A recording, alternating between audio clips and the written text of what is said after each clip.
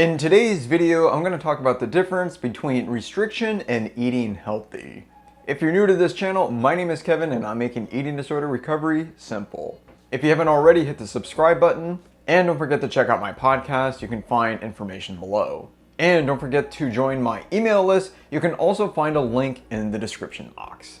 Let's talk about restriction for a few minutes here. What is restriction? I hear this word a lot. If you do a search for no restrictions, you are going to get tons and tons of hits. The question is, what does it mean to eat without restriction? And how do you know you're just eating healthy versus restricting? I'm going to explain in this video. Let's distinguish between physical and mental restriction. Physical is pretty obvious. That's when you are not feeding yourself a sufficient number of calories. This is what I was doing in my orthorexic days. I needed 3,000 calories and I was only eating 2,200. Now that's not severe, but over time, that kind of deficit will lead to health impairments, and it definitely did in my case. Or you're cutting out entire food groups when you don't need to. You cut out gluten when you don't really have a gluten intolerance. You cut out meat and dairy when there's really no good reason to do that. Then there's the mental side. You could be eating a sufficient number of calories, but you could be mentally restricting too. And you're probably saying stuff like this: why do I eat so much? Why do I always want food? Why do I always think about food? Why did I eat that when I didn't need that? How can I still be hungry? I just ate something. Or you feel a lot of guilt over what you just ate, or you overanalyze things. So you have a big meal and you think, oh, I shouldn't have had that, I shouldn't have had that, and you berate yourself. Here's the thing about guilt. Guilt is good in certain contexts. If you binge eat, if you purge and you feel guilty, that's not necessarily a bad thing. Guilt is there to indicate that something is wrong. It's there to tell you that you need to change something. If you steal, if you cheat, and you feel guilty, good. However, you shouldn't feel guilty when you feed yourself, and you shouldn't feel guilty about the food per se. So if you have a piece of chocolate cake, you shouldn't feel guilty about that. What you should feel guilty about is having 3 or 4 pieces of chocolate cake. Unless you are in a severely famished state, you don't need 3 or 4 pieces of cake. That's when guilt is a guide. What doesn't help you is shame, and I can talk about that in another video.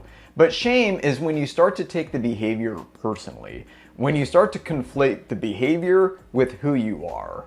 The fact is, you are not your behavior. You're in control of your behavior, but if you binge and purge, you shouldn't feel ashamed about it. But feeling a little bit of guilt, that's a sign. It's another example of how a negative emotion can actually be serving you. And why are you feeling so much guilt? This is a nice segue. You probably feel guilt because you have unrealistic expectations, you're a perfectionist, or you have an unrealistic physique or weight loss goal. I'm not against weight loss goals or physique goals per se. I am against them when they are unrealistic, and you need to be realistic too. For a long time, I was chasing a goal that was simply unattainable. It was a goal that I shouldn't have chased. I was chasing a certain weight, but the last time I was at that weight, I was so disordered. I was constantly thinking about food. I was mentally restricting. I couldn't think about anything else. I had low T levels. I had no sex drive. I had all sorts of health impairments. I never stopped to ask myself, why do I want this number so bad? So one of the best things I did in recovery and in my weight loss journey was I raised my target weight, and I'm happier for it. It's not significantly higher, it's a healthy weight, but it was so much easier to reach that goal, and I'm way healthier at this weight than I was at this target weight. Check yourself before you wreck yourself, and once in a while, you need to check in with your goals and your standards. Or maybe you're trying to be this perfect eater and you have unrealistic expectations about how you eat. Here's the thing, you can't always be a perfect eater. You live in the real world, which means life is filled with surprises. Like in my life, no 2 days are exactly the same. I don't have complete control over the day. I just don't. So if my gold standard was to have this at this time, this at this time, and this at this time, and have the perfect macros, that would be impossible. I would always be berating myself for not achieving that standard. Be realistic about what you can accomplish. You should perfect some things about your life. Your diet isn't one of them. And be realistic about your weight loss target. Why is it so important? And let me ask you this, are you willing to raise your target weight in order to recover and restore your sanity? Only you can decide that. But sometimes those last few pounds aren't worth it. Let's talk about deprivation a little bit here, because it's almost like if you don't have all of these treats and these desserts and all of these high fat, high sugar foods, that you are somehow depriving yourself. Here's what I think about that. I'm not depriving myself at all. Am I having the experience of having chocolate and candy bars and ice cream? Yeah, I suppose, but I find that it's way easier to maintain my physique, maintain my health without those foods in my life. And the truth is, when you're in a recovered state, you can have those foods. You don't necessarily have to binge on them. But do you necessarily need them in your life? You're not going to have them in quantities that you're used to. If you're used to having a gallon of ice cream, get ready for 2 scoops of ice cream. This is just me, but I think food is overrated. It's here one minute, it's gone the next. Am I losing the experience of having the ice cream? Yeah, but how much? 4 minutes? 5 minutes? How long does it take to eat a bowl of ice cream? I find pleasure in other things in my life, and I am perfectly happy having my boring diet day in, day out. It gives me nutrients, it gives me calories, it gives me the energy to do what I need to do. I don't feel hungry. That is what food is designed to do. So yeah, I guess I'm one of those people who think food is fuel. I have fun with it once in a while, but not too much. Don't overemphasize the pleasure you get from food. Most of you watching this video probably derive too much pleasure from what you eat. A minute ago, I said that no 2 days in my life are the same, and that is true. No 2 days are the same. I can't predict everything. There are people who rely on me to be at certain places at certain times. Things change. There's traffic jams, there's weather changes, people cancel, I get a phone call. Life is filled with surprises. So I'm a big fan of being consistent as much as you can, but be consistent, but expect changes and have enough flexibility to deal with those changes. Sometimes you have to call an audible. And if you're not familiar with American football, that's when you make a last minute change. This is the plan, something happens, what are you going to do? How are you going to adapt to that? So be consistent, but allow some flexibility. It's the best of both worlds. You get the benefits of consistency, but when you give yourself a little bit of leeway, you avoid the guilt, you avoid the negative self-talk. And speaking of negative self-talk, that is not going to help you at all. When you don't eat the way you think you should, there's that word again, should, it's really easy to berate yourself and criticize yourself and say, I'm so weak, why can I never follow the plan, etc., etc. But if you allow that flexibility, and you accept that you are human that makes mistakes, you're going to avoid that negative self-talk. And if you want better results, don't talk negatively. Don't deprecate yourself. I know it's tempting to do that once in a while, but if you are really committed to getting better results, avoid that mental habit. You're gonna hear the negative chatter, recognize it for what it is, and keep moving. If you have a super rigid plan like I did back in the day, as soon as you deviate from that plan, you give yourself license to deviate even more. This is what I call an aggravated binge. You make one mistake and that gives you license to make 100 other mistakes. It's like missing one question on a test, therefore you should miss all of the questions on the test. You wouldn't think about that when you take an exam, but somehow when it comes to diets, people think stupid. Another benefit of the minimalist diet or the boring diet that I like to preach on this channel is that it eliminates a lot of choices and a lot of negotiation.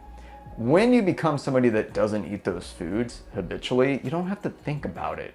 You don't have to negotiate. You don't have to think, oh, should I have it? Should I have it? You don't have this constant chatter in your head. It eliminates that sense of deprivation that you have because you just become somebody that doesn't eat that. That's something that I used to eat, that's something that I don't eat now, and you just keep moving. But the longer you negotiate and think about it, the greater those cravings are. Trust me, you're not missing out. If you say no to cookies and ice cream, you're saying no to a few moments of ephemeral pleasure, and that's it. You can live a fulfilling life without those foods. Another bad habit is categorization. These are good foods, these are bad foods. Here's a different way to think about it. Think about food on a spectrum. There are foods that you should consume more, and there are foods that you should consume less. On one end, you have stuff like broccoli, you have salmon, you have oats, you have beans, you have grass-fed beef, whatever. That stuff you should consume more of. On the other end, you have desserts, you have donuts, pastries, all the yummy stuff, right? That serves a purpose. If you derive pleasure from what you eat, fine. There is nothing wrong about having a donut. It's not a bad food. It's just not something that you should emphasize in your diet. It's not something that you should consume on a daily basis. There are foods you should consume every day, and there are foods that you should consume on special occasions. Wedding cake, birthday cake, other celebrations, fine. People around the world celebrate with food. It is a natural human thing to do. And here's the thing, you can be recovered and have a great relationship with food and still consume donuts, ice cream, and brownies, just not a lot. But avoid the temptation to categorize things. This is good, this is bad, this is black, and this is white. Categorization is for lazy brains. Don't be lazy. Don't be a lazy thinker. Instead of negative self-talk, be curious about your behavior and be committed to constant improvement. And also show gratitude. Be grateful that you have access to food. Be grateful that you're not starving. Be grateful that you have the option to eat a healthy diet or eat a junky diet.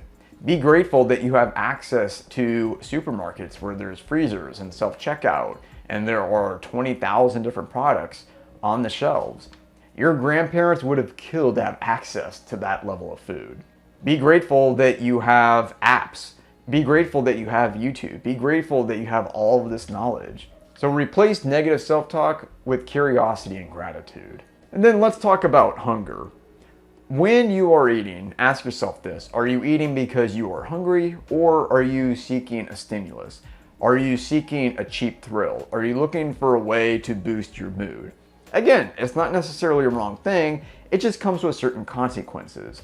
You don't have a lot of room to eat for stimulation. You need to be using food as a way to fuel your endeavors. Just be honest with yourself.